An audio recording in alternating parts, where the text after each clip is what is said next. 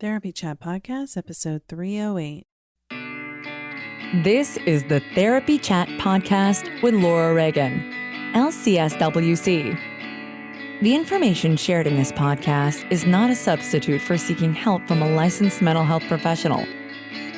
And now, here's your host, Laura Reagan, LCSW-C.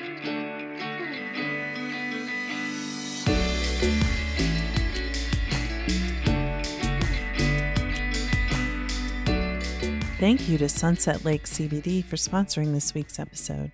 Use promo code CHAT for 20% off your entire order at sunsetlakecbd.com. Sunset Lake CBD is a farmer-owned small business that ships craft CBD products directly from their farm outside of Burlington, Vermont to your door. Sunset Lake CBD has something for everyone. They offer tinctures, edibles, salves, and coffee designed to help with sleep, stress, and sore muscles. Sunset Lake CBD customers support regenerative agriculture that preserves the health of the land and creates meaningful employment in the community. Farm workers are paid a living wage and employees own the majority of the company. Remember, use promo code CHAT to get 20% off your entire order at sunsetlakecbd.com.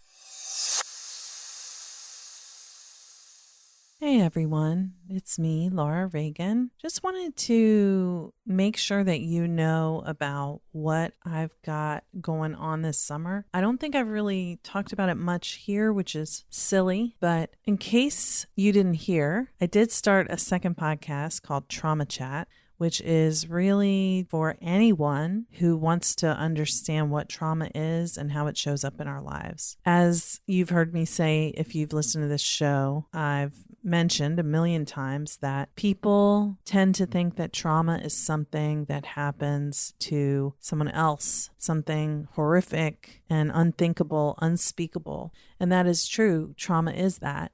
But it's also experiences that are very commonly shared among many of us, most of us. On Trauma Chat, I break down what trauma is in hopefully understandable language that's not stigmatizing.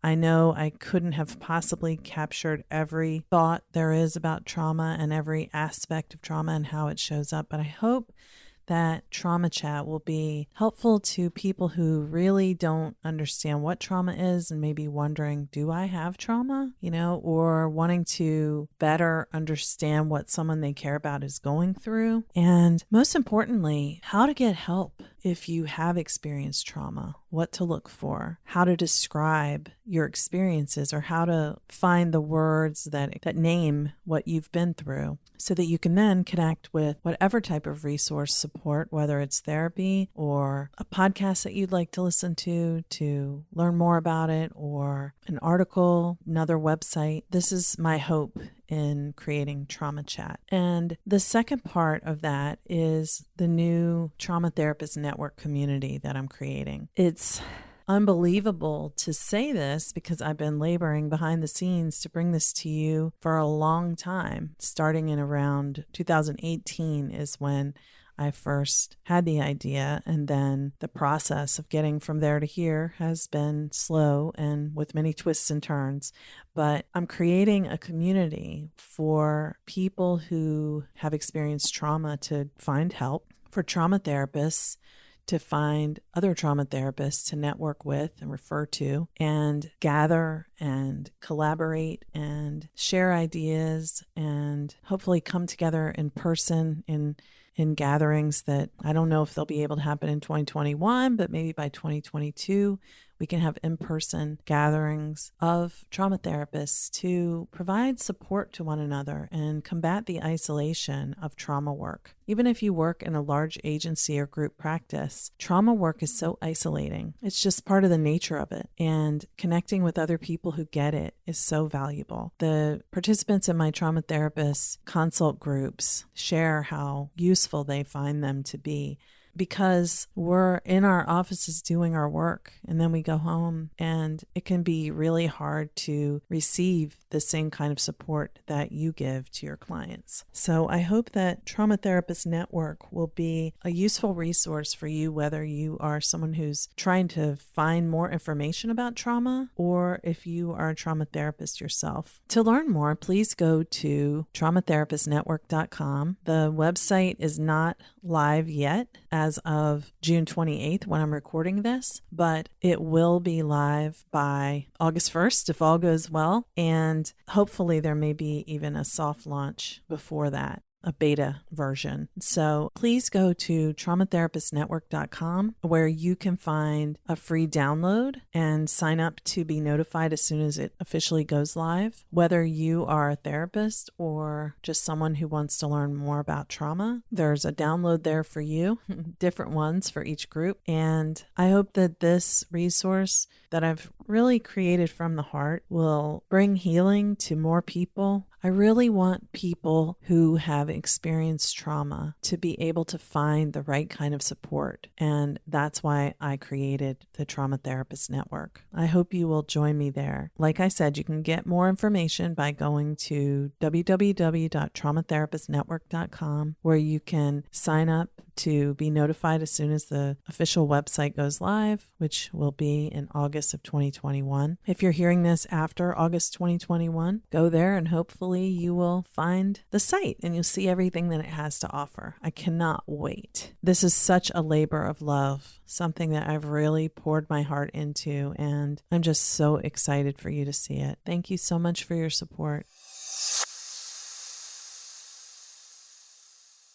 Hi, welcome back to Therapy Chat. I'm your host, Laura Reagan. I hope you got through the holidays with your family, if you spent time with your family, and you're refreshed, or like so many people, you may have decided that it's the time to start therapy or dive back into therapy. Those family dynamics really seem to be amplified during the holidays when we have these fantasies about how wonderful and loving and happy everything's going to be and everyone is going to be as we gather for holiday celebrations. But all of those old patterns and dynamics do tend to rear their heads in those moments, which is why I last week shared with you my interview with Sharon Martin about setting boundaries. Sharon is one of my favorite go-to people to have as a guest talking about family dynamics and healthy family dynamics. So this week, we're going to hear a replay of one of Sharon's previous interviews talking about unhealthy family dynamics and patterns. You know, we don't always realize how dysfunctional the patterns can be in our families when it's just what we know. It's just what's normal to us. But then when we become adults and we go out there and try to have relationships and we're having all these problems and we have no idea why, oftentimes the answer is held in our family of origin, relationships, communication patterns, and boundaries. So if you think that might be you, here's an interesting episode for you to listen to from Sharon. And I hope that it will be helpful to make you realize that you're not alone in the way you might feel about your relationship with your family of origin. I think it's one of the biggest reasons why I created Trauma Therapist Network is that people commonly have trauma and attachment wounds from early childhood that we don't realize are still affecting us, but they are. And when you find a therapist who specializes in helping people who've been through the same things that you've been through, it really makes a difference in the healing process. So I'm going to be making an announcement soon about what's coming up with Trauma Therapist Network, but in a nutshell, the members who are currently, the therapists who are currently subscribed to Trauma Therapist Network are our founding members. And by joining early, all of them will be locked in at the same monthly membership price for having their listing in the Trauma Therapist Network. But the exciting news is that I'm adding more value for the registration price, which is currently $33, but it's going to go up on February 1st, 2021, $33 a month. And February 1st, 2021, it goes up to reflect the new offerings that I'm including for therapists who subscribe to the listing in the Trauma Therapist Network Trauma Therapist Directory. So if you're a trauma therapist and you want to get your name out there and get locked in on this founding member pricing with all of the benefits that entails, join us now. You can go to traumatherapistnetwork.com and you'll see the sign up as a therapist link. And just go right there, sign up, and we'll see you there. Let's dive into my conversation with Sharon Martin about dysfunctional family dynamics. And through the month of December, since the winter holidays can be very intense for so many of us and really bring back those memories of what was missing during childhood, unfortunately, even as we're trying to create or recreate this fantasy of perfection that we dream of. You'll be hearing from Sharon all month long with replays of some of her various episodes, including one on getting through the holidays.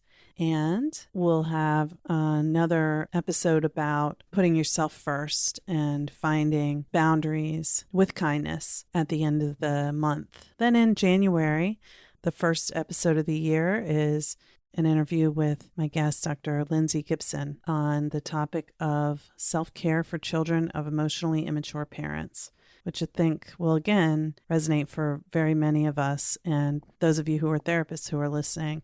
Certainly, these dynamics and issues are common for your clients and for most of us as therapists as well. So I'll be back in touch with you soon. Until then, take care. Hi, welcome back to Therapy Chat.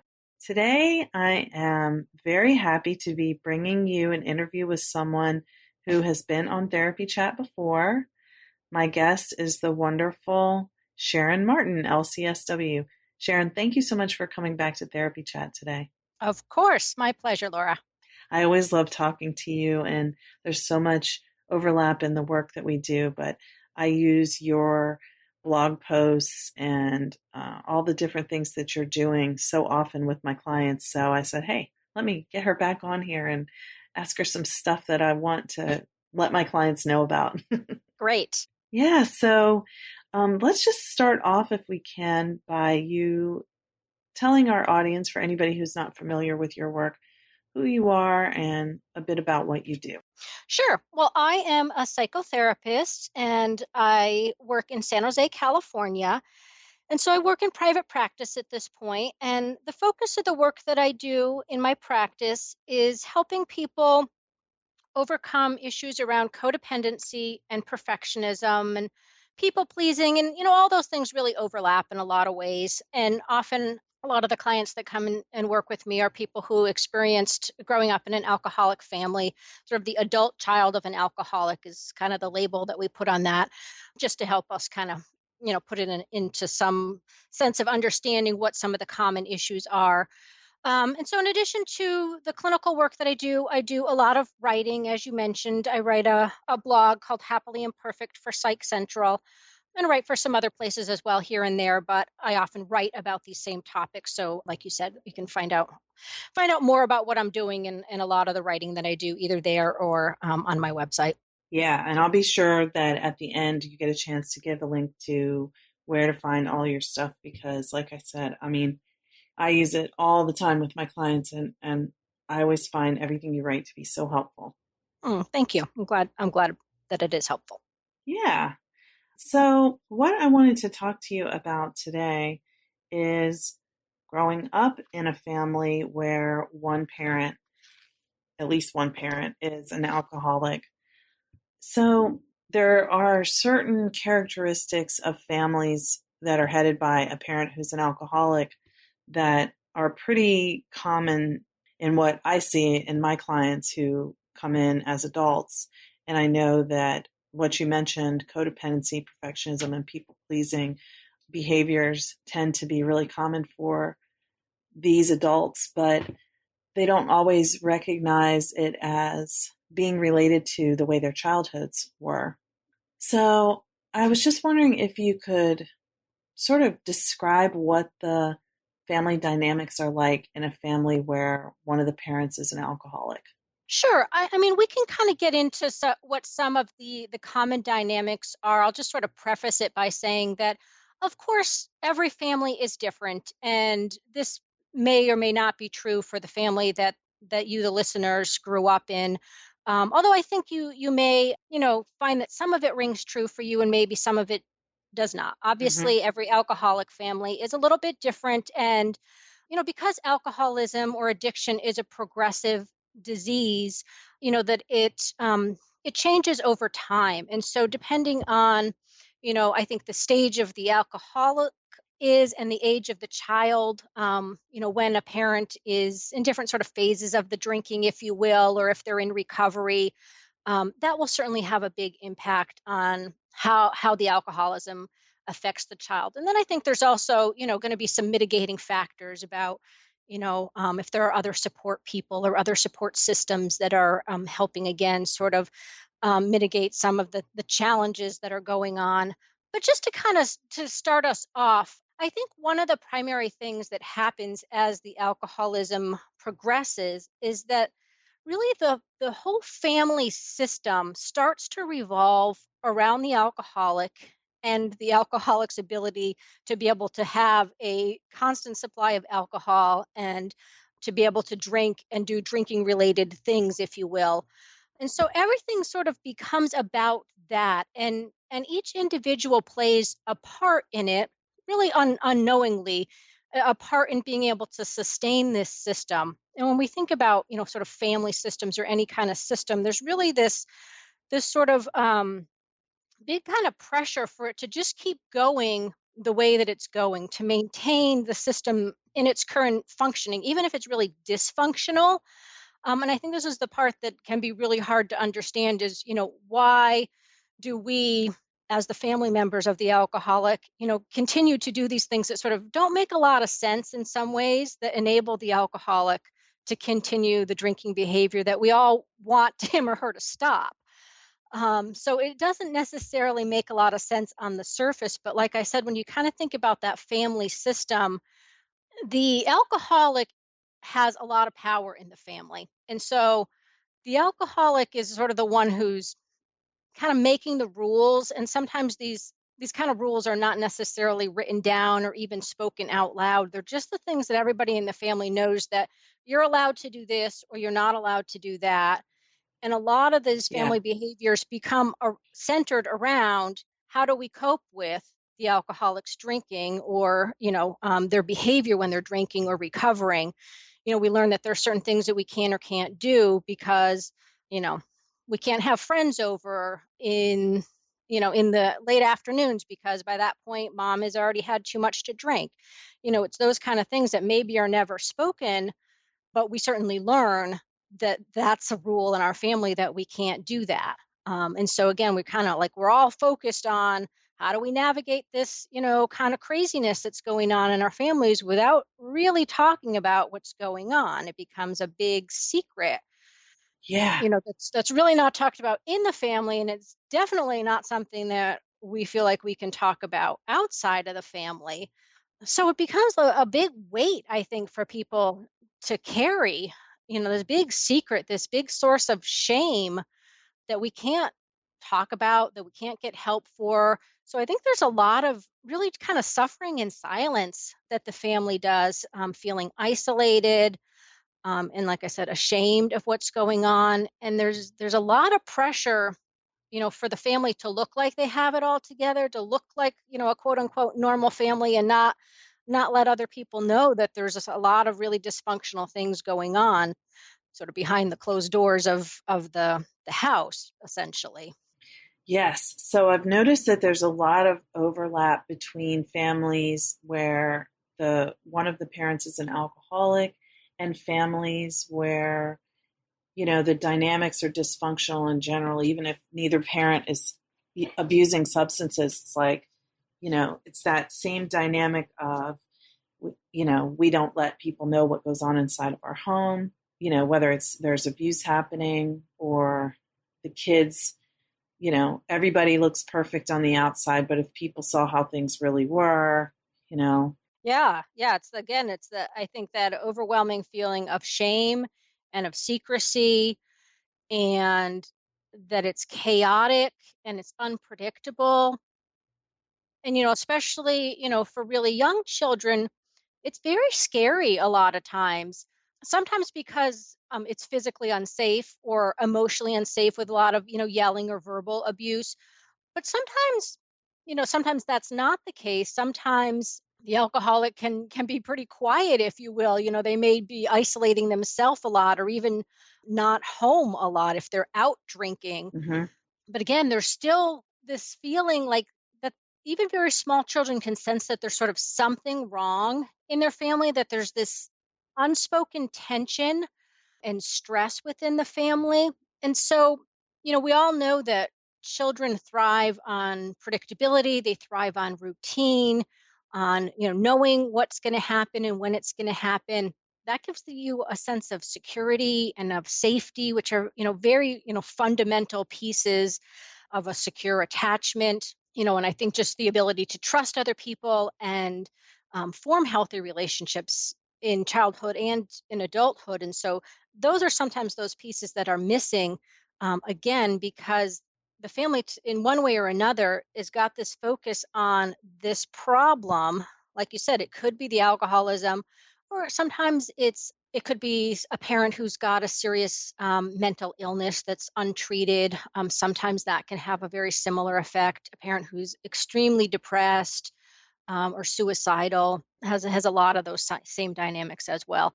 Yeah, or if the parent is like an abuser, like if they're like sexually abusing one of the children, and there's that same dynamic around protecting that Yeah, secret and also right, avoiding that person getting upset and not being able to speak about what's really going on, not being right. able to really freely express their feelings about how things are at home in general. Yes, I think there ends up being that underlying feeling that if we were to let other people know about what's going on in our family, then it would be disrupted, even though we know that there's problems, and maybe we even know that it is unsafe and we don't like it.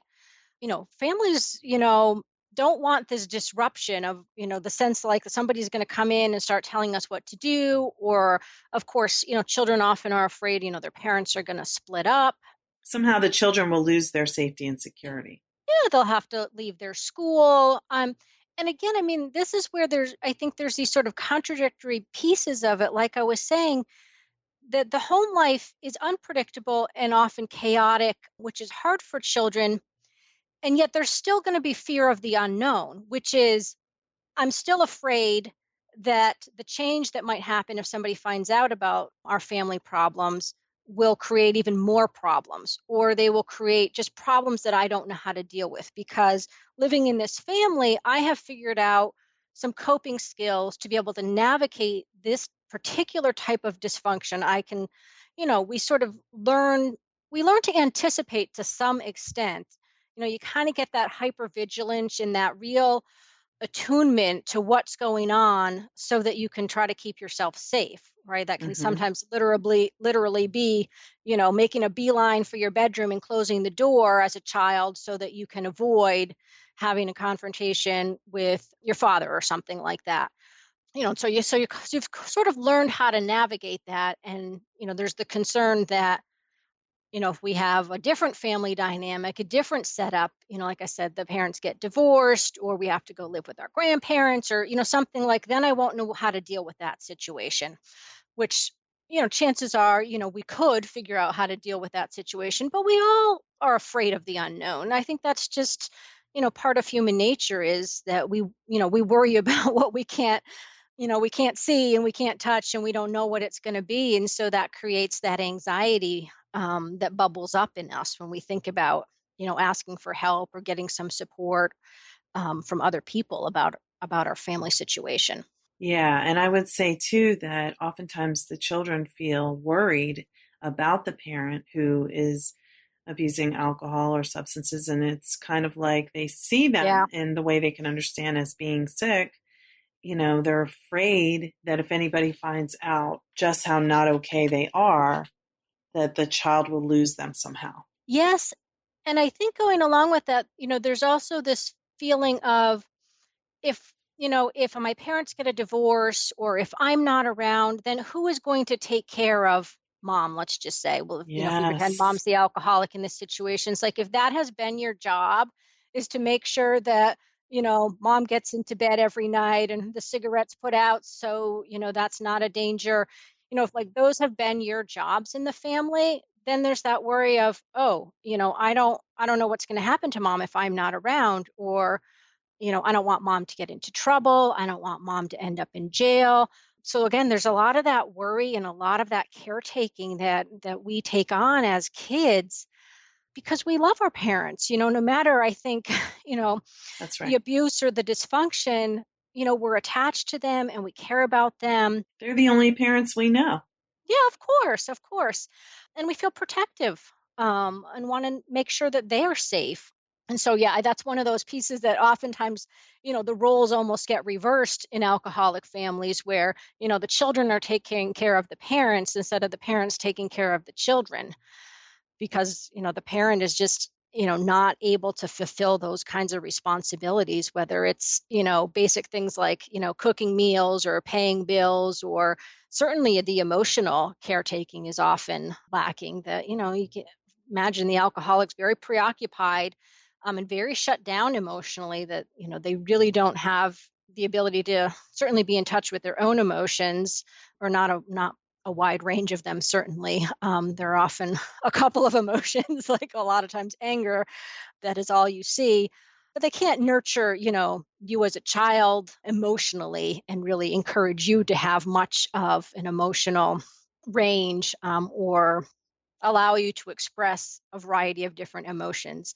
Like I said, the whole family really gets shut down emotionally because it's so painful. We really, in alcoholic families, people don't really know how to deal with the painful feelings. And so the way they deal with them is, the alcoholic is drinking and sort of numbing out all the emotions that way.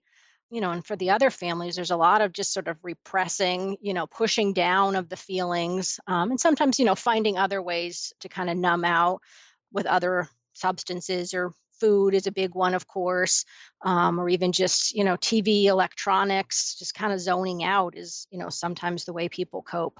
Yes. And I would say, from my experience, I want to bring up two dynamics that I've heard a lot. One is where the child the mom would send the child to the bar, or the child would even go with Uh-huh. the alcoholic to the bar Yep. as a way to sort of make sure the person stayed out of trouble, or the child is going there to fetch them for the Uh-huh. mom, Yep. which really puts a child in a terrible position. Yep. Yep. I've had clients tell me very similar things where they were taken to the bar by their alcoholic parent at a very young age. And sometimes they're put in unsafe situations by the Yeah, alcoholic parent. absolutely. Or they were to wait in the car while the alcoholic went in to drink in the bar. Or like you said, the other one is, go find your mother, go find your father who's out drinking somewhere and bring them home safely. That became the child's job, which of course, is completely inappropriate for a child to have that kind of responsibility. But yeah, sometimes that does happen. Exactly. So the child becomes, even to the alcoholic parent, the child is in more of a parentified role of, you have to come home now, and Uh-huh. they have to, like, they're like the stand-in for the other parent. But it Yep. also, it doesn't, like, it gives no awareness to what maybe the child had an argument with a friend at school that day. Who are they going to talk about that with when they have now this responsibility to go and get their dad or mom from the bar and bring them home? And then they know that when they get home, there's going to be conflict with the other parent, you know? Yeah. Most of the time there isn't anybody in the family that they can talk to honestly about their problems and their feelings. And then that goes for, the problems within the family, and like you said, like the problems that they're having, with their peers or in other areas of their life. It's both, it's not safe. it's either met with anger and blame, it's kind of turned around on them, or it's ignored. I think that's a lot of it, is that, everybody in the family is preoccupied with other things, again, sort of maintaining this dysfunctional family system, and that nobody has the emotional wherewithal, to sit down with Johnny and ask him how he's feeling and how his day was. Because again, this starts, I mean, it's, if we were to do that, if we had that capability in this family, it would start bringing up all of the quote unquote problems, all of the painful feelings that, this family is working on trying to deny everything that's Yeah. going on. We're trying to maintain this system, which means we have to say there is no problem, there is no alcoholism. That alcoholism, if we do acknowledge it, is not causing these kinds of problems. That's not what's going on here. And so if you're starting to bring up, these kinds of challenging feelings, that sort of puts the whole system in jeopardy. The system is maintained by everybody keeping their mouth shut, they're keeping their feelings bottled up, and everyone just focusing on, okay, let's just do our best to try to tiptoe around the alcoholic, and then the problems that are associated with that.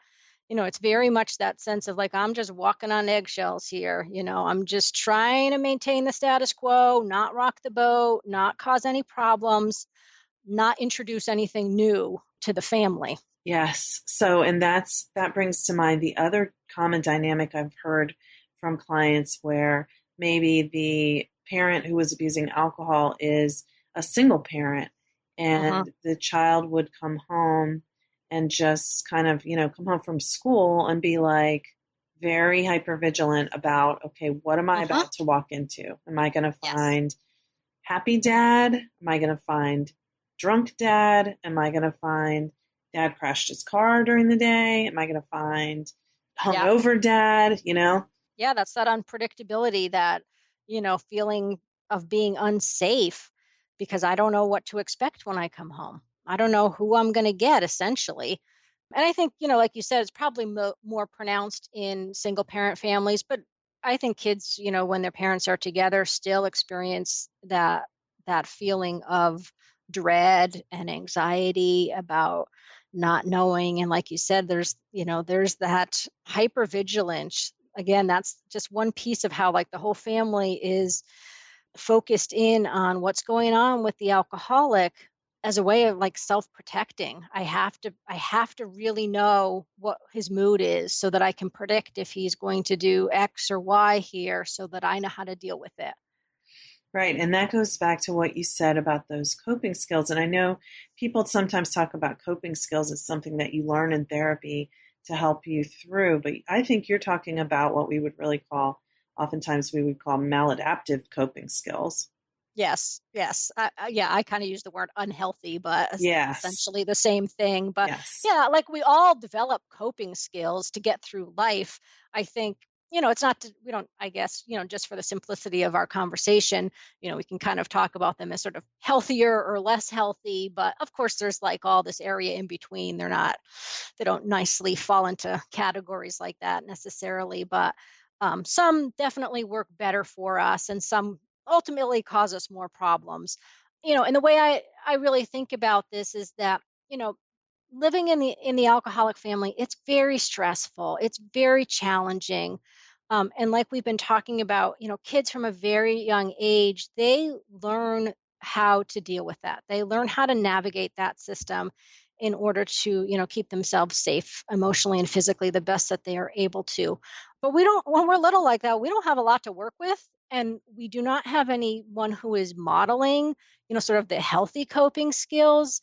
So we just do the best that we can. And then this is, kind of where we end up in adulthood, sort of struggling with certain aspects of our relationships or just aspects of our life, because we are continuing to use those sort of unhealthy coping skills that we learned through no fault of our own. They were Mm-hmm. truly the best that we could do when we were children, and with the resources that we had.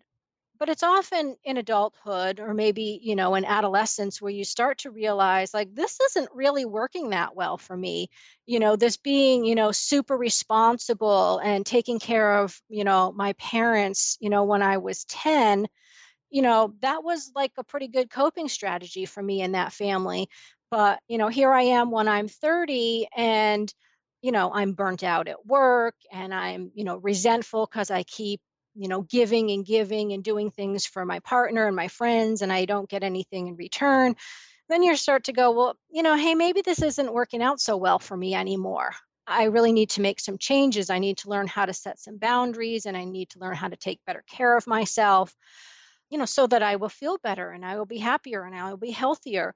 And that's where, there's sort of like there's roots that go back, to our childhood in some of the things that are causing us, challenges in our adult life. And maybe the connection is not always obvious, like you were saying at the beginning of our conversations, but often that's what's happened is that they are really things that worked well for us at one point, but now we realize we have more options. That to me, that's one of the big things is, like once you get to be an adult and you leave home, it's not like all of this just magically goes away. And Right. I think that's often the fantasy is I'm going to leave home and I'm going to leave all this dysfunction behind and I'll start fresh and I'll be Yes. different.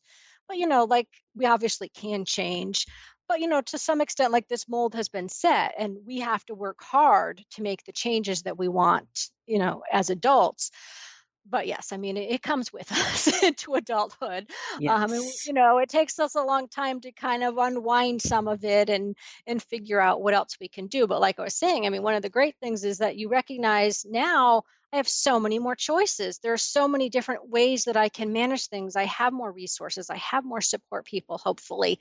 When you're a child, you're limited. I mean, there's, only so much that you can do. You obviously don't have independence, to exercise a lot of the options that you have when you're older. Yes. Very little control, and you have to do the best with what you have. But when you become an adult and you start to examine, now why do I do this? And is it working for me?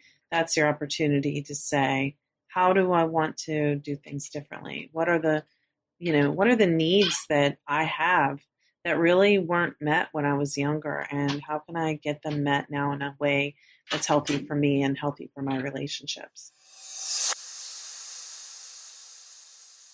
Hey, everybody. I wanted to take a quick minute to tell you about my experience with Sunset Lake CBD. I first tried CBD when my integrative doctor recommended it for chronic neck pain and tension that tends to wake me up at night. I really like Sunset Lake CBD's products. The full spectrum CBD tincture is mild tasting compared to others I've tried, and I find it works quickly. It doesn't feel sedating, but it does have a pleasant calming effect. And I also like the CBD gummies. They taste good and they work well. So if you're looking for a craft CBD product that comes directly from a farm outside Burlington, Vermont that's a producer for Ben & Jerry's ice cream, you're going to want to check out Sunset Lake CBD. And remember, Therapy Chat listeners get 20% off using the promo code CHAT. So go to sunsetlakecbd.com and use the promo code CHAT. Yeah, absolutely. I mean, and something even just as straightforward as, deciding what relationships you want to continue to have. When you're a child, you get the family that you get, basically. You don't get to choose, whether you want to continue to have a relationship with your parents when you're living under their roof. Mm-hmm. But you get to be an adult and you now realize that, wow, I can choose to no longer be friends with this person who continues to, speak abusively towards me. That's an option that I have. And those were not options that you had as a child. And it's, sometimes it can just be very empowering to realize that there are those options for you now. I think sometimes we don't even see them because it's almost like the blinders have been on for so long that you just feel like, oh, I just got to go along with, what everybody wants me to do and the way things have always been. But really, there's a whole lot out there. We don't have to do what we've always done or, be the person that our parents or other people, kind of pushed us into being. Right. And I think one of those things, being hyper responsible, like you mentioned, is something that oftentimes people just keep on doing. They go, I just work really hard and, work, work, work, work, work. And oftentimes that can be a way to sort of not feel the feelings that Mm-hmm. are still there from that childhood. And, Yeah. it can really kind of interfering with being able to see your options. But the reality is if you look, kind of look within, you don't have to do things the way that you've always done them just because that's what you learned when you were a kid. Yeah, and I think, the other thing that reminds me of, Laura, is that, I think sometimes, folks, when we start talking about making changes, there's almost this sense or this fear like that we're suggesting that you do a complete 180 and like, you do the opposite of what you've been doing. And I think, especially when it comes to something like being very hardworking, being very responsible, taking care of other people, these are definitely things that are socially acceptable. They are encouraged in our society to a certain extent, and that they definitely have their pluses. So Mm-hmm. it's not like we want to just completely stop being a hardworking, responsible person. Oftentimes, it's just like, can we dial it back a little bit? Can we do a little bit less of that? Can we learn to balance it out a little bit more with some rest and some fun? Right. So that Not at so the that it's, expense of yeah, your own like, happiness. yeah, it kind of works better for you, that you're getting the advantages but not the disadvantages of doing things to the extreme. And that's definitely one of those outcomes of growing up in an alcoholic family, is that things often, we sort of see things as black and white. It's like it's right or it's wrong, or it's good or it's bad for us. And oftentimes there's a lot of the shades of gray. There's things that we can do a little bit of, and that can work well. We don't have to do it, to excess or extreme with things. We can, have a little bit more self-compassion, for ourselves, and we can set more realistic expectations for ourselves rather than just being so hard on ourselves all the time, almost to that perfectionistic standpoint sometimes. That again is sort of that outgrowth of I think the shame, and just being so shut down and needing the approval from somebody or something outside of yourself to validate that you're worthwhile. Yeah, I'm with you. I'm with you. Yeah, so I mean, sort of, just thinking about small changes, I think, is often much more doable for people, and it's less scary, obviously, than saying, let's overhaul, all these coping skills that you had. Oftentimes it's just some small changes, some small adjustments can make a big difference for people. That's very true. Very true. So, one thing I wanted to be sure to touch on is if you could tell us kind of what are the common roles that people tend to have in a family where one of the parents is an alcoholic. Sure. I can go over that briefly for you. So these family roles, for an alcoholic family, were developed by Sharon Cruz, and I probably butchered her name, so sorry about that. But and she did a lot of work with alcoholic families, and she came up with these five specific family roles that she just saw over and over again working with alcoholic families. And it really is pretty remarkable. I think when you hear a little bit about them, my experience is that they really resonate with people. And like I said, it's almost just sort of shocking to hear them and go, "Oh yeah, that was me, that was my role, or that was my brother," Mm-hmm. and just sort of how pervasive they really are for people. So the first role is called the enabler, and this is, in most families, it's usually the spouse, if there is one. And maybe I should just back up for a second, is these roles are sort of semi-fixed within families. People can switch roles, and you can have more than one role at a time. So it does get a little bit confusing, but I'm just going to tell you sort of the most common formulation of how this looks. So usually the enabler is the spouse, and the enabler is the primary person who is trying to maintain the status quo, and is trying to, sort of unconsciously help the alcoholic continue drinking, but not have the negative consequences disrupt the family system. And then the next one is the hero. And this tends to be most often the oldest child in the family. And the hero, I like to think of the hero almost as the perfect child or the very responsible child. That's how some people will think about the hero. I mean, this is the person who is supposed to really sort of save the family, if you will, is, so good and so perfect all the time. This would be often that parentified child who takes over the adult responsibilities and just makes sure everything gets done in the family and is sort of, supposed to bring this positive attention to the family. And then after that, we've got the scapegoat. And this child is really sort of the opposite of the hero. This is the child that receives most of the blame. It is the child who is identified as the problem. So this might be a child who was acting out and getting into trouble. So instead of trying to get attention from positive achievements like the hero, the scapegoat is trying to get attention, negative attention, essentially. And then the next two roles are the lost child and the mascot. And so these are often the youngest child. And sometimes, if there's a third child here, they may have both of these roles. The lost child will kind of go off into his own world. He will often isolate himself and, kind of be distant. It might be the child who will go in, sit in front of video games and kind of entrench himself in TV, video games, books, sort of a fantasy world as sort of an escape. And then the mascot is really sort of like a class clown. This is the child who tries to diffuse the situation with humor and jokes and goofing around and trying to get people to laugh. So those are those 5 family roles. And like I said, people can move around within the roles. For example, if like the child who has been the hero child, does something that causes them to sort of fall from grace here, sometimes they will become the scapegoat and the scapegoat will become the hero. So you end up with situations like that. And obviously it does vary depending on how many children there are in a family. Obviously, there's not always this many children to fulfill all of the roles. True.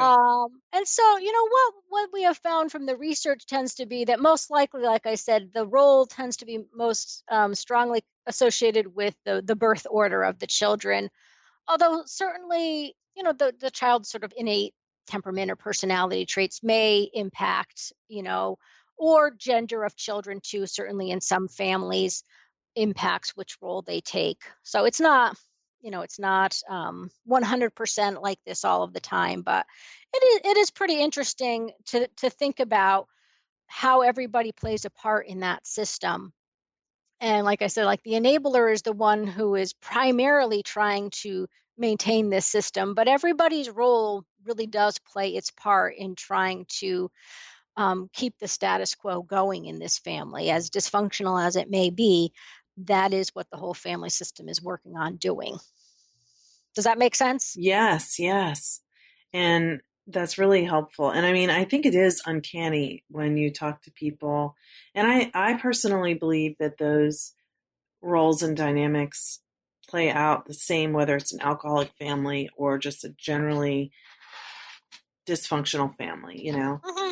You can name the same roles and see how people do the same behaviors. And it's like, it's almost like there's a playbook. It's like, how do we all know what to do? But it's pretty fascinating. So that's why I wanted to share it, because when I've showed those roles to people who grew up in alcoholic or dysfunctional families, they're always, just like you said, like, oh my gosh, that's me, and that's my sister, and that's my brother, and I think this was my mom. And, so it's really, I think it just helps organize something that seems so overwhelming when it's actually your own family, and just to look at it on paper and go, oh my gosh, this is exactly what we did. Yeah. And I think maybe there's some element that maybe helps break down some of the stigma and isolation around it too. Just when you realize, like, no, it was not just your family that had these roles. It was not just your family who, was acting like this, not just your family who had this big secret. There were, unfortunately, there are tons and tons of families who are struggling with very similar issues, and it plays out in very similar ways. But you don't realize that because we're not talking about it. Yeah, and to me, the other thing that's kind of fascinating about it too is just, even in healthier families, siblings within a family can have such different experiences.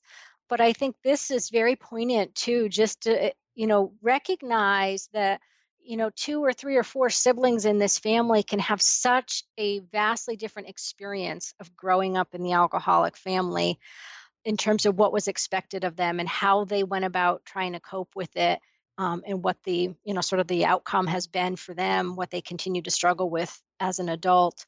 Yeah, it's interesting just how different that experience can be for people.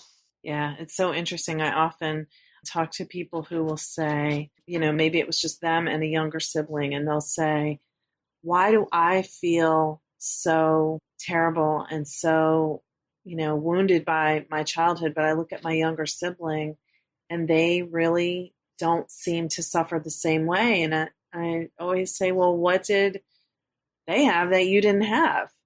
And they're like, I don't know. And I'm like, you, the older sibling who was, they're kind of buffering and helping to soothe and ease things as much as possible for the younger sibling, which is, not always the case. They can't always do that, but it's a pretty common scenario.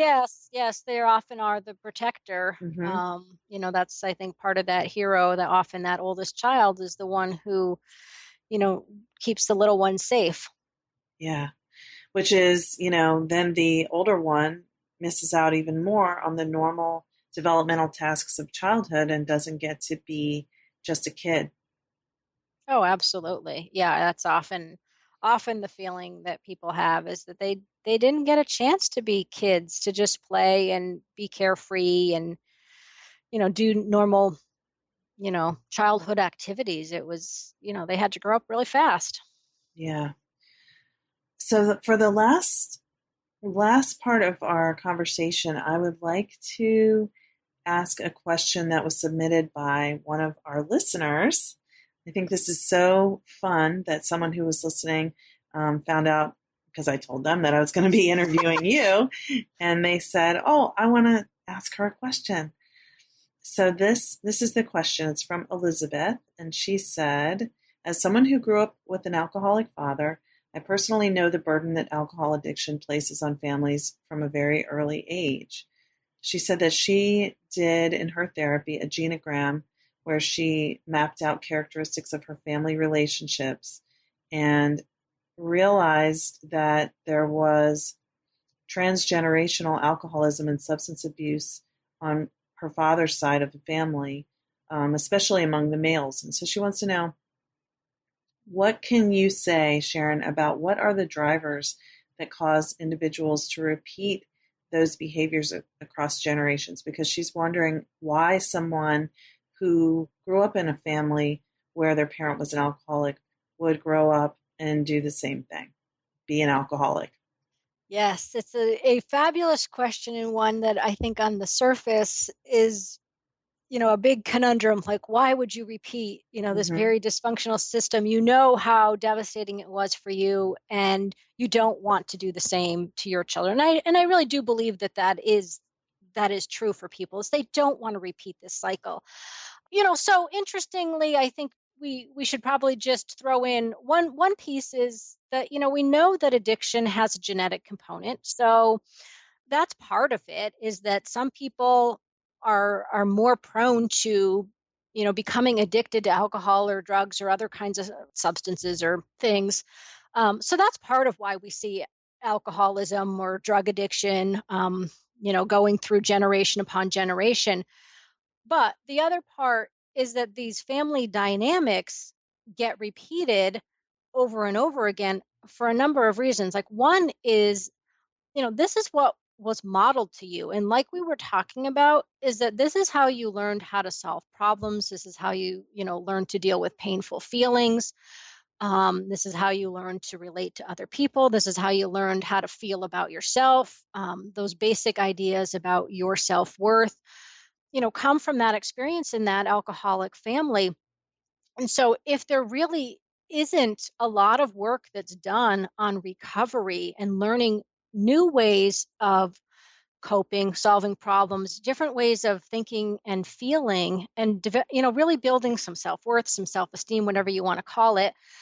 We don't have anything else to work with. Like, we know that that's not what we want to repeat, but unless we have, I think, really sort of accepted what has happened to us and really done a lot of work on healing and learning some different ways of dealing with the world, we we essentially don't have any new ways of doing it.